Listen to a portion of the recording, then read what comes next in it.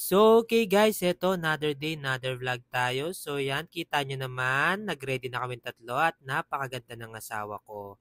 Parang hindi na yata siya bumabagay sa akin kasi sobrang pogi ko, siya saktong maganda lang. Joke lang po. At ayun na nga guys, eto dahil Sunday nga ngayon, magpa-family day kami at day off nga ni Mami.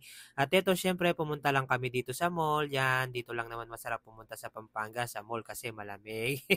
Grabe ang daming tao, medyo nahirapan pala kami sa parking guys kasi nga Sunday tapos naka 3-day sale pa yung SM. At syempre, yan yung mga duty natin pagdating ng mall.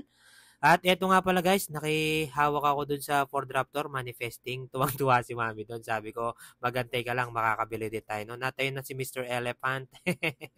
At eto, kita nyo naman, grabe, ang ganda talaga ng asawa ko. Hindi na talaga siya bumabagay sa akin. At eto nga guys, di ba, nung last vlog ko yan, limang araw ko rin 'tong pinag-isipan. So ngayon, 'yan napag-usapan na namin ni Mami na kukunin na namin yung washing machine at oo nga pala guys, yung napili namin eh itong Samsung na lang na 9 kilograms. So 'yan, sigurado tuwang-tuwa na yung parents ko dito at yung anak ko excited din, no. At eto nga, nandito na tayo sa demo. Sabi ko kay ate, demo niya mabuti. Ewan ko kung matatandaan ko pa 'to mamaya. Kaya nagpa-video na ako kay Mami.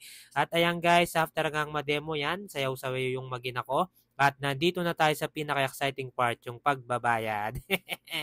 So after nga nun guys, yan, bago namin ni-release yan, kumain muna kami dito sa Jollibee, yan. Bida ang saya, eto. Tagal na namin di kumakain ni Mami dito, actually favorite ko talaga yung Jollibee. So yan lang naman yung in-order namin. At ayun, syempre serve din natin si Mami lagi kahit kumakain tayo sa labas para makita nyo. Kahit nasaan kami, sinaserve ko yung asawa ko. At eto yung anak ko, yan. Favorite niya talaga yung fries, yan lang yung kinain niya actually. So ito, kakain na kami guys. Nako, sarap na sarap kaming tatlo dito guys. Grabe. Thank you Lord for the food. At ayun, si Daddy Jepoy nyo pag kumakain talaga sa labas yan, nagkiklaygo na rin ako. Tulong na rin sa mga crew para mabilisan na lang din na pagliligpit.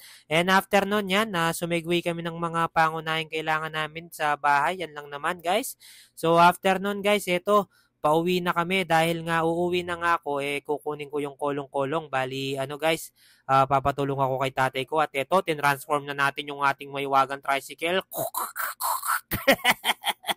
So yan guys, nakapag-transform na at ayun, kasama ko yung tatay ko, dali-dali na kaming umalis. Tingnan nyo yung tatay ko dyan, parang vlogger din, pa-hi-hi pa. At eto guys, fast break, nandito na agad tayo sa SM, buti na lang agad na-release kahit maraming tao. Thank you kay sir na nag-assist sa amin. At ayun guys, yan, nakarga na namin sa labas. Kita nyo naman, napakabisa ng kolong-kolong natin guys. At eto, nasa bahay na kami, diskargahan lang, kaya na namin ng tatay ko to guys. At ayun guys, maraming salamat. Siyempre, finger heart kayo sa akin. Thank you Lord for this blessing. At ayun yung nanay ko, goodbye kusot na daw.